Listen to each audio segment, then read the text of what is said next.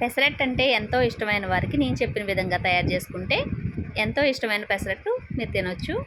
చూసారు కదా, ఇప్పుడు ఓవర్ నైట్ పెసలు నేను నానబెట్టుకున్నానండి. అందులోకి 100 గ్రాముల రైస్ కూడా వేసుకున్నాను. ఓవర్ నైట్ నానబెట్టుకోవాలి.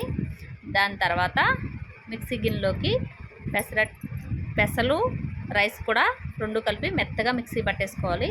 3 ఉల్లిపాయలు, 4 పచ్చిమిర్చి, ఒక చిన్న అల్లం ముక్క మొత్తం నీటిలో నానబెట్టుకొని కొద్దిగా కడిగేసి చూడండి మెత్తగా అయిపోయింది పిండి.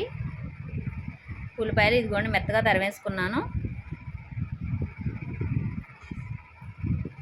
దాంట్లోకి జీలకర్ర కూడా వేసుకుంటున్నాను. పెసరట్లో జీలకర్ర చాలా బాగుంటుంది, ఒకసారి ట్రై చేసి చూడండి మీరు కూడా. ఇదిగోండి పెసరట్టు వేసుకున్నాను.